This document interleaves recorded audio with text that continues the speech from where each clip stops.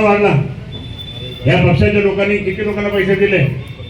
चुंबटो मग खाली मागे घ्या आणले करून पैसे. जे आपले 50 आमदार फोडले त्यावेळेस 50 खोके कसे काय गेले? 50 खोके त्यावेळेस त्यांनी जे काही हे केले, आणले कुठून पैसे? हे तुमचा पैसा त्या ठिकाणी लुटला. हा लुटला कसा लुटला? मोठ्या मोठ्या योजना आणायच्या, त्याच्यातून कमिशन काढून द्यायचं अदानी अंबानीकडनं आणि त्याचा पैसा लावायचा, हे सगळं केलं. परंतु मला या ठिकाणी सांगायचं की योजना होऊ दिली नाही. योजना होऊ दिलेली 792 कोटी आणि आता 2800 कोटी रुपये केले. 2000 कोटीचा त्या ठिकाणी खूप मोठा भ्रष्टाचार आहे. हा सगळा भ्रष्टाचार त्यांनी केला, होऊ देत नव्हते आणि हटवून काढायचं. आणि आजही मी सांगतो तुम्हाला, अजूनही त्या ठिकाणी 1 वर्ष पाणी मिळत नाही आपल्याला यांच्या म्हणजे काळ्या कर्तृत्वामध्ये. आणि म्हणून मी या ठिकाणी सांगतो की तुम्हाला सगळ्यांना जाऊन सांगावं लागेल की योजना जी मी 792 कोटी, फक्त ती 792 कोटीची योजना आज 4 वर्षापूर्वी सगळ्यांना पाणी मिळालं असतं. तिसरा फ्लोअर 24 तास पाणी, लाईटचं मीटर असेल तसं ही योजना त्यावेळेसच्या त्या ठिकाणी प्लॅनिंग कमिशन होती. त्या प्लॅनिंग कमिशनमध्ये भापकर नावाचे आपले आयुक्त होते, पांजळे नावाचा शहरामध्ये, त्यांना तिथे बोलून त्या ठिकाणी सत्कार केला होता. संभाजीनगरमधील प्रभाग 15 मध्ये जे प्रचार कार्यालयाचं उद्घाटन झालेलं आहे, आपण बघतोय मोठ्या प्रमाणामध्ये नागरिक आलेले आहेत, पदाधिकारी आहेत. शिवसेना नेते चंद्रकांतजी खैरे, उपनेते सुभाषजी पाटील, बाळासाहेब थोरात यांच्या मार्गदर्शनाखाली ही बैठक होत आहे. उद्घाटन झालेलं आहे. आपण बघतोय हे दृश्य आहे प्रभाग 15 हे दृश्य आहे. आपण बघतोय काय नेमकं या बैठकीत खैरे साहेब काय म्हणाले बघूया. शिवसेना प्रमुख बाळासाहेब ठाकरे यांनाही वंदन करून आजच्या या प्रचार कार्यालयाचा शुभारंभ त्यांच्या शुभ हस्ते झाला, असे आपले शिवसेनेचे नेते माननीय चंद्रकांत खैरे साहेब, त्याचप्रमाणे शिवसेनेचे उपनेते सुभाष पाटीलजी, त्याचप्रमाणे व्यासपीठावर उपस्थित असलेल्या महिला आघाडीच्या सुनीताताई अवलवार, आदित्यताई मंत्री, माहितीताई जोशी, अरुणा, सर्व शिवसेनेचे कार्यकर्ते आणि सर्व मान्यवर यांच्या कार्यालयाचा शुभारंभ होतोय. असे आपले शिवसेनेचे अधिकृत उमेदवार सचिन खैरे साहेब, त्याचप्रमाणे नारायण बागरिया उर्फ लच्चू पैलवान साहेब, मी काल परवापासून या ठिकाणी एक सर्वे आपण केलेला आहे आणि त्या सर्वेमध्ये असं प्रामुख्याने सांगायला अतिशयोक्ती वाटणार नाही, परंतु सगळ्या नगरसेवकांबद्दल निगेटिव्ह आहे. फक्त यशस्वी बागरिया यांचा संपर्क आणि यांचंच काम चांगलं आहे. लोकांमध्ये एक भावना आहे की लच्चू पैलवान अर्ध्या रात्री संकटात धावून येतो, पळत येतो आणि सगळ्यांना साथ देतो. आणि लोकांची एक भावना पण आहे की आम्ही पाण्याने त्रस्त होतो, आम्हाला त्यांनी कोणी पाणी दिले असेल तर लच्चू भैयाने दिलं, आमचं कोणी नाही ऐकलं. त्यांनी सांगताना आम्हाला हे पण सांगितलं साहेब की आमच्याकडे खासदार होऊन गेले, आमदार होऊन गेले आणि आमदार पण आहेत, त्यांनी सुद्धा पाणी दिलं नाही, पण लच्चू भैयाने आम्हाला पाणी दिलं, असं लोकांनी कार्य लच्चू भैयांचं आहे. नक्की जनतेमध्ये की पहिले 4000 पाणीपट्टी होती. सुभाष देसाई पालकमंत्री असताना आम्ही त्यांच्यासोबत खैरे साहेबांच्या माध्यमातून आम्ही त्यांना बोललो की 4000 पाणीपट्टी आहे, आपण 4 दिवसाला पाणी देतो, 2 गेले नाहीये, हे श्रेय शिवसेनेचं आहे, हे लोकांना सांगणं गरजेचं आहे.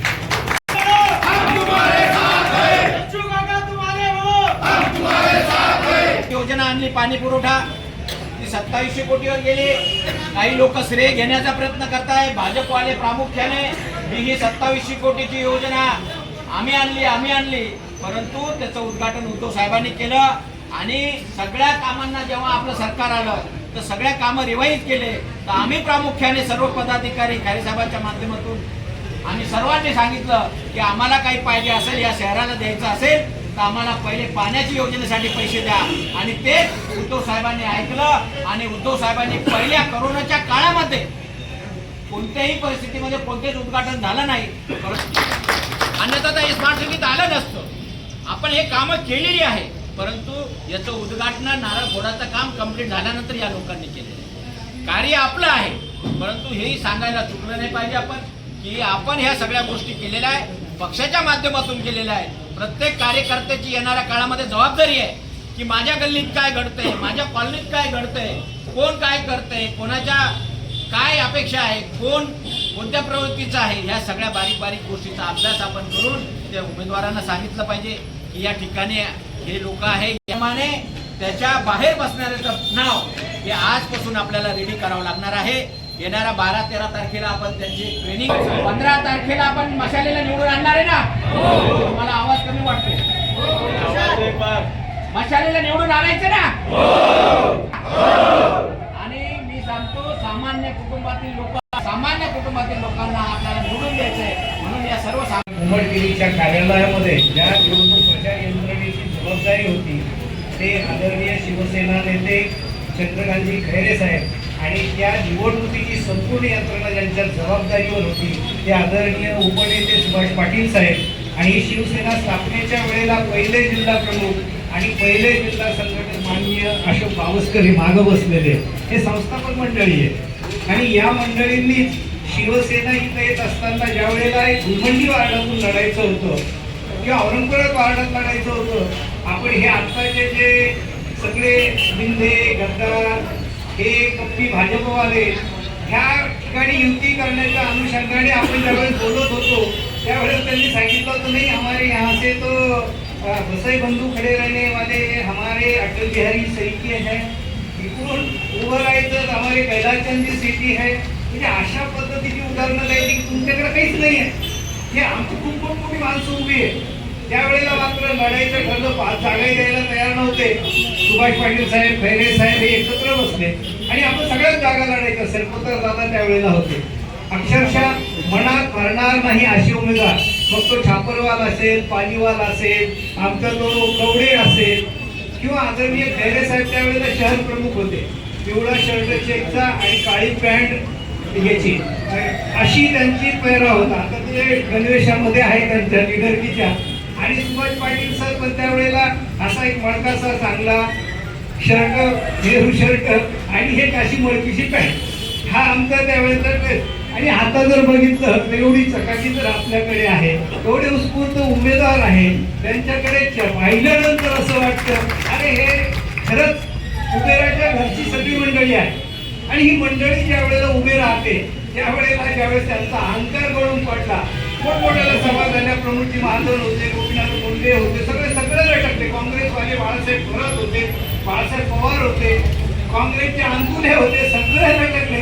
पण ह्या तुमच्या आमच्या सारख्या मावळ्यांनी गुलमंडीचं जे भगवा फडकवण्याचं नाव कायम ठेवलं ते त्या काळापासून आता गायब गुलमंडीवरती कोणाची माय आली नाही की ज्यांनी भगवा खाली उतरवलेला. आणि ही जबाबदारी आता तुमच्या आमच्या सारख्या तरुणांवरती येऊन पडलेली. मित्रांनो, ही तुमची तिसरी पिढी आहे. या तिसऱ्या पिढीला हा भगवा शाबूत ठेवायचा आहे.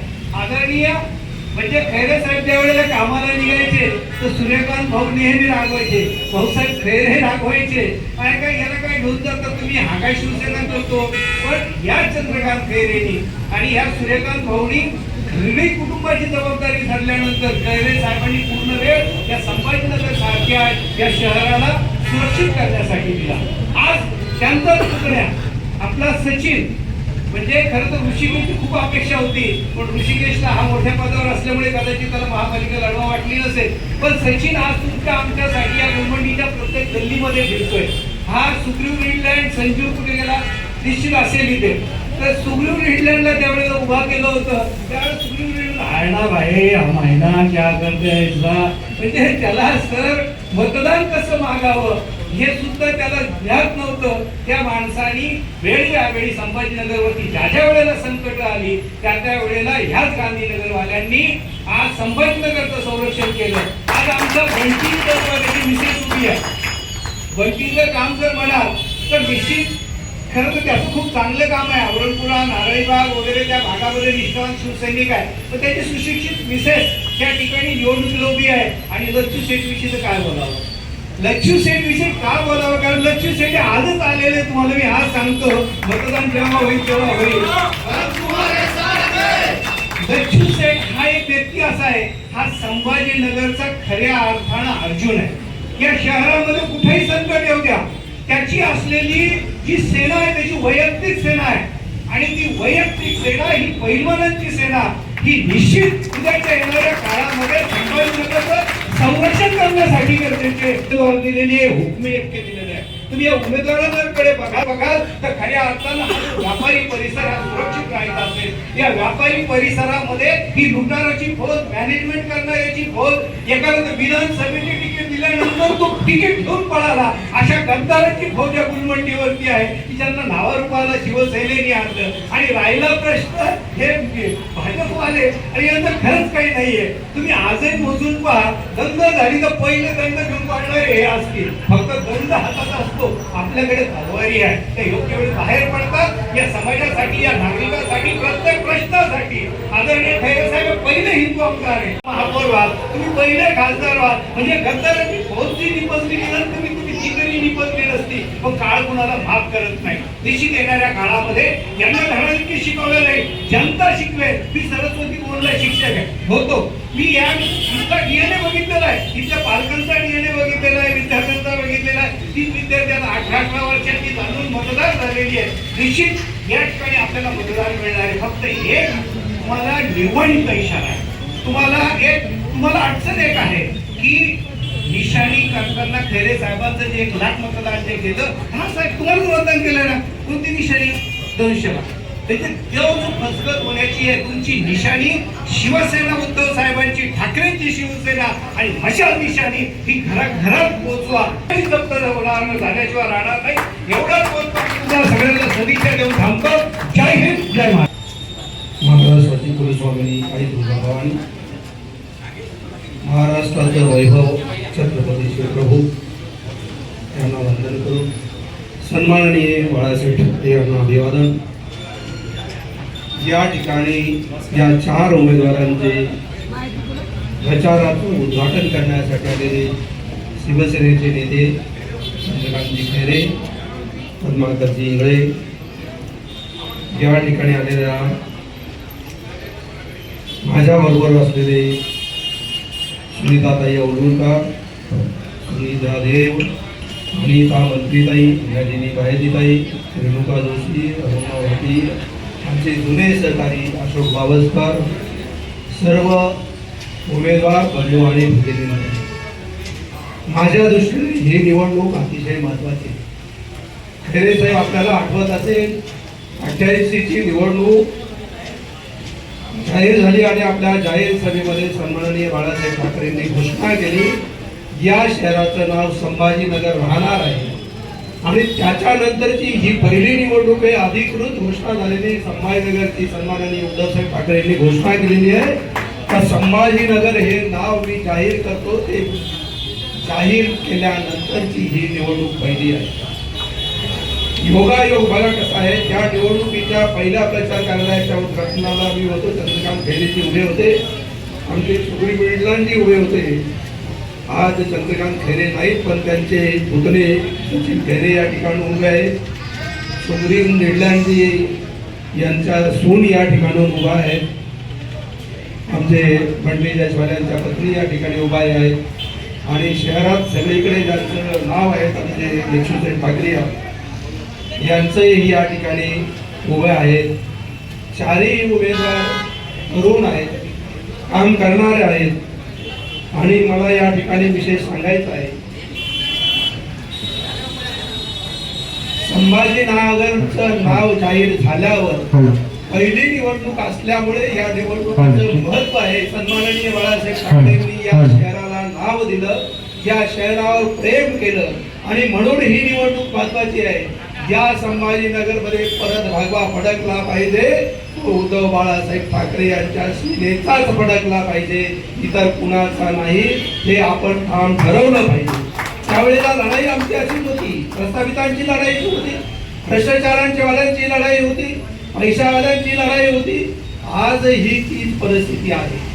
फक्त फरक एवढा आहे, त्यावेळेला परकीय काँग्रेसवाल्यांची लढाई होती आणि यावेळेला आमच्यातलेच प्रस्थापित झालेले, पैसा कमावून मोठे झालेले या प्रस्थापितांची लढाई आहे. म्हणून मला हे सांगायचं आहे, सन्माननीय बाळासाहेब ठाकरेंच्या नावासाठी या संभाजीनगरसाठी तुम्ही या सर्व उमेदवारांना निवडून दिलं पाहिजे.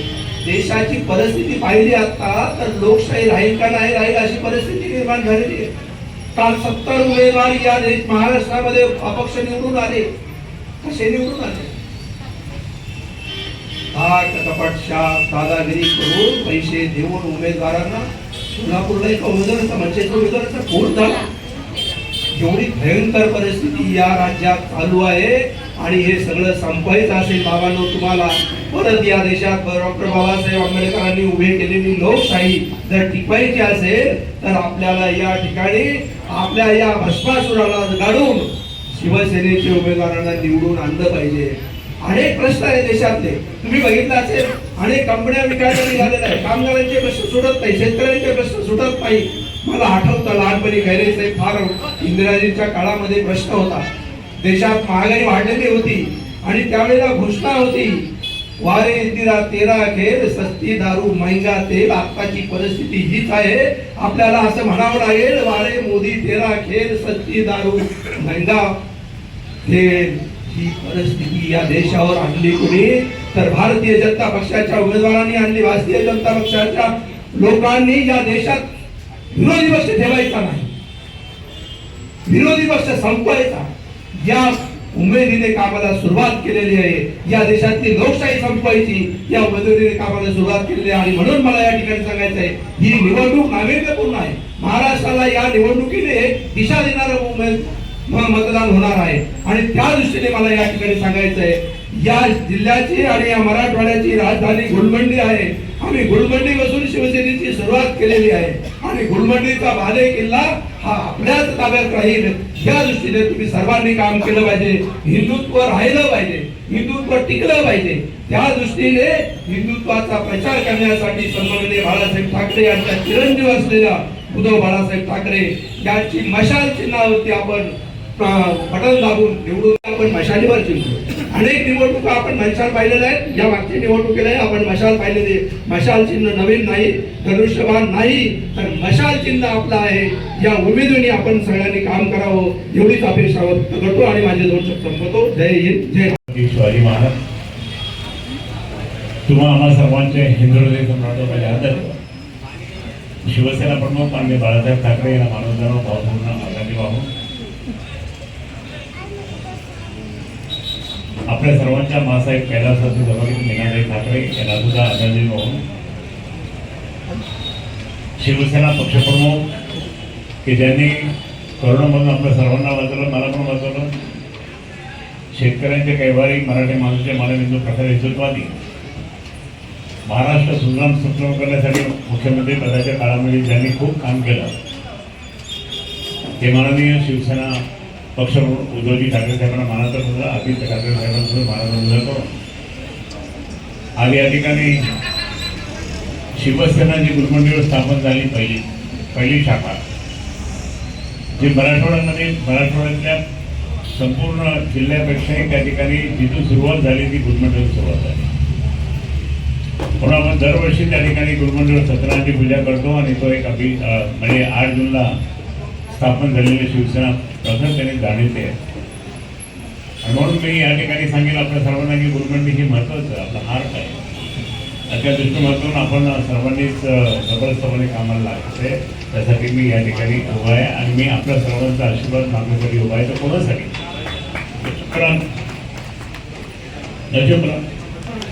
अरे बातमी आहे, कार्यकर्ता आहे, आशीर्वाद मागतो.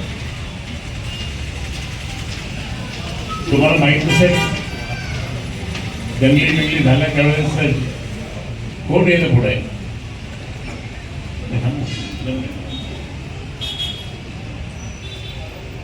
लक्ष्मीनारायणजी यांचे वडील त्यावेळेस आमचे वस्ताद होते आणि त्यावेळेस सुद्धा नाही. आता परवा राजामध्ये दंगल झाली त्यावेळेस सुद्धा कोण होतं? शुक्राम होतं. यशस्वी भाकरी नंतर त्या ठिकाणी जेपीच्यात लग्न झाल्यानंतर तिकडे जावं लागेल केला पण संपूर्ण काम त्यांनी त्या ठिकाणी केलं. मुलींचं काही उडे वाहतूक दिलेले खूप काम त्यांनी केलं, समर्थपणे काम केलं. असे ते लक्ष्मीकरण या ठिकाणी संपूर्ण लोकांनी सांगितलं की लक्ष्मीकरण खरे होत होतं. काय प्रेशर आलं मला म्हणजे साहेब खूप प्रेशर. मला तिथे आले तर हे काय फाईन भरून टाक. कधीपर्यंत नोटीस काढली मी SP ला जाऊन CP ला जाऊन भेटलो म्हणजे असं योग्य नाही आहे. उभं राहू नये म्हणून त्यांनी खूप प्रयत्न केले. जे गद्दार आहे ते गद्दार आणि गद्दाराचे बरोबर आहे.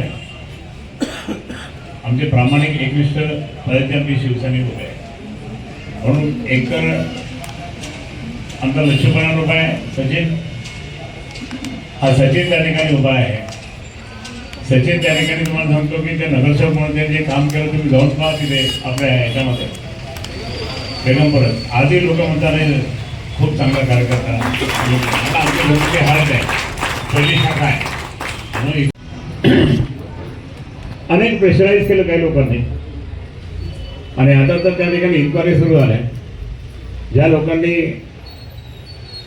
तू बैठ जा हे पैसे लिहिले तू बसून जा हे पैसे घेऊन नका असं करून त्या भागातील मतदारांवर अन्याय केला.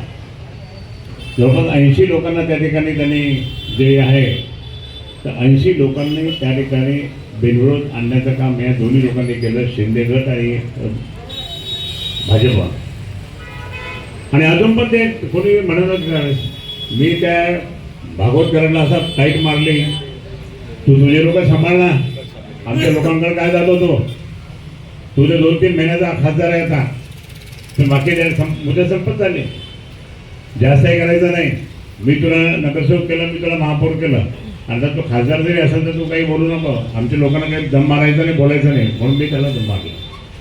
त्याच्यानंतर तो कोणाला फोनच नाही केला त्यांनी. म्हणजे तुला तुझे लोक सांभाळ. की बाई विचार रडत बसली. ती बाई त्या ठिकाणी 2 महिला त्या ठिकाणी रडत बसल्या. 2 दिवस उपोषण केलं. तुमच्याकडे माणसांची कदर नाही. तुम्ही आमची माणसं फोडण्याचा प्रयत्न करतात पैसे देऊन काहीतरी लालच दाखवून. हे कसं होणार. हे अजिबात होणार नाही म्हटलं.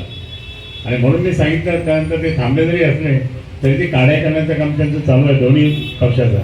हे दोन्ही पक्ष त्या ठिकाणी तुम्हाला माहिती आहे ना कसे आहेत. एक पक्ष त्या ठिकाणी आपल्या सगळ्या लोकांना फोडून त्या ठिकाणी बनवला आणि ज्या शिवसेना प्रमुखांनी कधी जातपात नाही मानली. तुम्ही 1988 आम्ही सगळे उमेदवार नगरसेवक होतो त्यावेळेस पाहतो मी आम्ही कशावर सोडली. सगळे बहिणा आणलं आमच्या सरकारला सगळ्यांना आणलं सगळ्या लोकांना आणलं. त्या 88 मध्ये ब्राह्मण होते माळी समाज होते मराठा समाज होते सर्व समाजाचे लोक होते. जातपात न मात्र मान्य बाळासाहेबांनी शिवसेना स्थापन केली होती. कधी माझी जात विचारली नाही कधी सोबतने विचारली कधी कोणाची जात विचारली नाही. पण इतकं असताना सुद्धा त्या ठिकाणी शिकवलं. मी हे सांगतो की 88ला त्या ठिकाणी या दंगली झाल्या 88 पर्यंत. त्याच्यानंतर परत 90 पर्यंत काही दंगली झाल्या थोड्या मोठ्या. आम्ही उत्तर दिले भाऊ. शिवसेनेनेच उत्तर दिलं बाकी कोणी काही बोलू शकत नाही. आणि 1990ला मला तुम्ही पहिला हिंदू आमदार म्हणून निवडून दिल्यानंतर आपण 28 वर्ष या जिल्ह्यामध्ये शहरामध्ये जंगल उचलले नाही. जंगल उचलले नाही. शांतता निर्माण त्यावर डेव्हलपमेंट काही झालं. Delhi Mumbai industrial corridor DMIC हे आपण आणलं काँग्रेसच्या राज्यात. मी विरोधी पक्षाचा खासदार असताना काँग्रेसच्या राज्यात आणलं. त्याचप्रमाणे त्या ठिकाणी ड्रेनेजची लाईन वॉटर सप्लायची लाईन पाण्याची लाईन. आता मी या ठिकाणी आमच्या महिला इथं बसल्या मी त्यांना सांगेन पाण्याची लाईन त्या ठिकाणी होऊ दिली नाही. पब्लिक प्रायव्हेट पार्टनरशिपमध्ये मी योजना केंद्र सरकारकडनं घेतली मंजूर करून घेतली काँग्रेसच्या राज्यातून. त्यावेळेस स्वतः कमलनाथ नावाचे मंत्री होते. शरद आमच्या माता भगिनी पाण्यासाठी 4 वर्षापूर्वी हे पाणी तुम्हाला 3ऱ्या-4थ्या फ्लोअरवर 24 घंटे मिळालं असं ही योजना होती. या योजनेला केंद्र सरकार राज्य सरकारच्या 168 बैठका झाल्या होत्या. हे फुकट नाही झालं. आणि केंद्र सरकारने त्या ठिकाणी आपल्याला 143 कोटी रुपये आपल्याकडे पाठवले. तेच आज व्याज बीज मिळून 5 कोटीपर्यंत गेले. म्हणजे जवळ 500 कोटी खूप गेलं. आणि ते तोच पैसा आता या नवीन योजनेला तो पैसा घ्यायला लागला. पण आपण काय केलं आपण सगळे पैसे त्या ठिकाणी बँकेत ठेवायला लावले. काही लोक होते म्हणून आपण इससे पाईपलाईन खरेदी करणे कुछ नाही करणे का मला. केंद्र सरकारची योजना आहे. केंद्र सरकारच्या आदेशाप्रमाणे करू. तिथे सुद्धा गडबड करण्याचा प्रयत्न केला. आणि आता म्हणतात नाही हे पाईपलाईन झाले नाही भ्रष्टाचार. कुठे भ्रष्टाचार झाला दाखवा ना. पैसे तसेच पडले तिथे. त्याच पैशाचा अर्थ लागला नाही. ती योजना जर झाली असती तर आज आपल्याला पाणी 4 वर्षापूर्वी मिळालं असतं. पण ती योजना होऊ दिली नाही. ती बंद पाडली. बंद पाडून त्या ठिकाणी बंद केली. आणि त्यावर भारतीय जनता पार्टीच्या ज्या योजना मोठ्या मोठ्या होत्या 15,000 कोटी 40,000 कोटी 2 लाख कोटी या सगळ्या योजनाचे कमिशन मिळतं मोठ्या प्रमाणात। ते असा भ्रष्टाचार करत नाही, ते भ्रष्टाचार करतात ते अशा म्हणजे हे समजा एखाद्या 50 कोटीचं काम दिलं असेल तर 50 कोटीमधून काय जे पर्सेंट मिळेल ते पक्षाला जातं, त्यांच्या पक्ष। हा पक्ष इतका कसा वाढला? या पक्षाच्या लोकांनी किती लोकांना पैसे दिले? चुंबटो मग खाली मागे घ्या आणले कुठून पैसे? जे आपले 50 आमदार फोडले त्यावेळेस 50 खोके कसे काय गेले? 50 खोके त्यावेळेस त्यांनी जे हे केले, आणले कुठून पैसे? हे तुमचा पैसा त्या ठिकाणी लुटला। हा लुटला कसा लुटला? मोठे योजना आणायच्या, त्याच्यातून कमिशन काढून द्यायचं अदानी अंबानीकडनं आणि त्याचा पैसा लावायचा, हे सगळं केलं। परंतु मला या ठिकाणी सांगायचं की योजना होऊ दिली नाही। योजना होऊ दिलेली 792 कोटी आणि आता 2800 कोटी रुपये केले। 2000 कोटीचा त्या ठिकाणी खूप मोठा भ्रष्टाचार आहे। हा सगळा भ्रष्टाचार त्यांनी केला, होऊ देत नव्हते आणि हटवून काढायचं। आणि आजही मी सांगतो तुम्हाला, अजूनही त्या ठिकाणी 1 वर्ष पाणी मिळत नाही आपल्याला या यांच्या म्हणजे काळ्या कर्तृत्वामध्ये। आणि म्हणून मी या ठिकाणी सांगतो की तुम्हाला सगळ्यांना जाऊन सांगावं लागेल की योजना जी मी 792 कोटी फक्त ही 792 कोटीची योजना आज 4 वर्षापूर्वी सगळ्यांना पाणी मिळालं असतं, तिसऱ्या फ्लोअरवर 24 तास पाणी लाईटचं मीटर असेल तसं ही योजना त्यावेळेसच्या त्या ठिकाणी प्लॅनिंग कमिशन होती, त्या प्लॅनिंग कमिशनमध्ये भापकर नावाचे आपले आयुक्त होते, पांजळे नावाचा शहरामध्ये त्यांना तिथे बोलून त्या ठिकाणी सत्कार केला होता। आणि आपले तत्कालीन महापौर जे होते त्यांना अमेरिकेमध्ये बोलून त्या ठिकाणी वर्ल्ड बँकेने सत्कार केला आणि वर्ल्ड बँकेने सांगितलं आम्ही सगळे तुम्हाला पैसे लावू, अशा योजना जर करत असाल तर देशामध्ये त्या ठिकाणी मग लोकसभेत भाषण केलं होतं त्याने कमलनाथने, म्हणे खैरे साहब के वहाँ जैसी योजना बनाई है वैसी योजना अगर आपको चाहिए तो कोई हमारे पास इन्वेस्टर है, इन्वेस्टमेंट करने के लिए हम रेडी है। पण याने होऊ दिलं नाही आणि इतके कपटी लोक आहेत। मी तुम्हाला सांगतो अटल बिहारी वाजपेयीच्या काळामध्ये मी 5 वर्ष त्या ठिकाणी काढले, जबरदस्तपणे मला मान द्यायचे। अटलजी म्हणायचे मला चंद्रकांत कसा आहे तू, बाळासाहेब कसा आहे, मला विचारायच आहे। मी त्यावेळेस नेताच होतो आणि त्यावेळेस सुद्धा त्या ठिकाणी जबरदस्त काम आम्ही केलं। 10 वर्ष मी काँग्रेसच्या राज्यात मी विरोधी पक्षाचा खासदार असताना कधी काँग्रेसने मला असं सांगलं नाही तू काँग्रेस शिवसेनेचा आहे तो हम आपको देते नाही।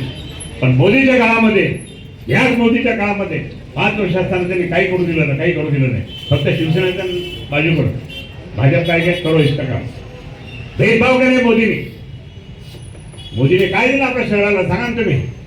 मोदीने काही दिलं नाही। हे सगळं त्यावेळेस तर मी DMIC मी आणली म्हणून आता उद्योग येत आहे, याने काय केलं? काहीच नाही केलं। आणि म्हणून मला या ठिकाणी ते काळे शेमडे लोक भेटतात नाही तर ते म्हणतात की काय केलं काय केलं, अरे या माझ्याबरोबर या, मी दाखवतो तुम्हाला काय काम केलं का। आणि म्हणून मला या ठिकाणी सांगायचं आज भ्रष्टाचार करून फोडून त्या ठिकाणी आपली शिवसेना संपवण्याचा प्रयत्न करून राहिले। पण आज परमेश्वरला जगदंबेला माहीत आहे आमचा हा गुरुमंडीवार, आमचा हा संभाजीनगर पूर्ण महानगरपालिका ही शिवसेना प्रमुखांच्या आशीर्वादाने आली होती। आणि तुम्हाला सांगतो त्यावेळेस डेव्हलपमेंट झाली, पुढे डेव्हलपमेंट होता त्यावेळेस आपलं डेव्हलपमेंट झालेलं सगळं त्या ठिकाणी। आज मला सांगा काय 2-2 मंत्री अजून काय करतात? 2-2 मंत्री आज पाणी मिळतं, एक लाईट जातं खिली वेळेस तरी लाईट कट करायला येतात लोक, त्याच्यानंतर रस्ते खोदून ठेवले, घरं बांधल्यानंतर अजिबात त्यांना पैसा दिला नाही आहे, अजून रस्ते खोदून ठेवले नाही। हे काय? हे 2-2 मंत्री काय कशा करताय? फक्त पैसे वाटून मदत घेण्यासाठी आले? म्हणून हा सगळा जर प्रकार पाहिला तर या ठिकाणी आपल्याला ताकद दाखवावं लागेल। माननीय उद्धवजीच्या नेतृत्वाखाली उद्धवजीने या शहराला त्यावेळेस किती पैसे दिले? अहो आदित्य ठाकरे साहेबांनी ज्यावेळेस पर्यटन खाते होते त्यावेळेस या जिल्ह्यामध्ये 100 कोटी रुपये आपल्यासाठी मंदिरांना दिले। या मंदिराचे काम चालू आहे ना सगळीकडे, ते फक्त त्या उद्धव साहेबांच्या चिरंजीवांच्या मुळे त्या ठिकाणी 100 कोटी मिळाले, आदित्यच्या मुळे म्हणून मिळाले। आज पर्यटन क्षेत्र पाहिलं असेल तर इथून जाणारा रस्ता त्या ठिकाणी पूर्णपणे अर्धवट आहे। रावसाहेब दानवे त्या ठिकाणी काम होत नाही, जोपर्यंत मला पैसे मिळत नाही, जोपर्यंत मला कमिशन मिळत नाही, म्हणून त्या तो रस्ता जळगाव रोड हा होत गेला नाही, म्हणून आज पर्यटक सुद्धा कमी आहे। मग आम्हाला काय दोष देता तुम्ही? हे तुम्ही दोषी आम्हाला का ठरवता? तुमच्या लोकांनी हे सगळं केलं। आणि म्हणून आज या जर पाहिलं असेल तर तुम्हाला मी स्पष्ट सांगतो हे काही करत नाही, फक्त येतील। माझी विनंती तुम्हाला, कोणी आला ना आपल्या या गुलमंडीमध्ये छोटे छाकरे लेके आएगा ना कोई ना कोई, उसको सीधा कर दो, बघा सीधा कर देंगे हम। तुम्ही आमचे या ठिकाणचे आम्ही हिंदुत्ववादी त्या ठिकाणी आम्ही या सगळ्या पूर्ण मध्यवर्ती शहराला आम्ही वाचवलं। रात्री सकाळी 9-9 वाजेपर्यंत आम्ही थांबलो तिथे त्याने दगड मारलं तर आम्ही त्याचं उत्तर दिलं. आणि मग त्या ठिकाणी मला माहिती आहे की लच्छू बडवान त्याचा मुलगा सचिन हे 4-5 जण अटकले होते पत्राच्या पाठीमागे राजाबाजारमध्ये. त्याच्यात ते चारी गेले असते, चारी गेले असते. हा सचिन लक्ष्मणाचा मुलगा हे 4 जण त्या ठिकाणी अटकले होते. त्याच्या पत्रा लागला होता म्हणून बरं झालं. आणि आज काय झालं असतं म्हणजे जीवावर उदार होणारे काम करणारे कार्यकर्ते आहेत. आज इतके काम करत असताना रात्री वेळते कधी फोन करा हे सगळे लोक कार्यकर्ते धावून जातात. मग इथं कोण येतात ते आता मोठे बिल्डिंगा हॉटेला बंगले बांधणारे लोक कधी येणार नाही. ज्याने पैसे लावून ज्यावेळेस पैसे ज्या माणसाने आता हा भुमरे काय त्याला समजतं ते भुमरे कधी लक्ष आहे का पैठणमध्ये माझं आहे पाणी माझं आहे पण पाणीमध्ये दे ना शहराला आहे का तुझी हिंमत काहीच नाही. फक्त दारू पाजतो पैसे घेतो पाणी देत नाही असा माणूस तो. म्हणून अशा माणसाला आता राजावाच्या दिवशी मला असंच झालं काही गडबड झाली मी तिथे गेलो होतो पैसा बोलव ना मोदी करते ना जो मोदी का आदमी था ना दारू वाला उसको उठा बोलाव ना. आता हे देखो आलाच नाही तो खरे तो शेवटी आम्हीच काम केलं. मी लक्ष्मी बरोबर आम्ही सगळ्यांनी काम केलं त्याच्यावर मदत केली. कोणत्या ठिकाणचे लोक वाचून त्यावेळेस गडबड झाली असते. हा सगळा जर प्रकार पाहिला तर मी या ठिकाणी आपलं सर्वांना सांगेन की आपण सर्वांनी मिळून त्या ठिकाणी खूप काम करावं.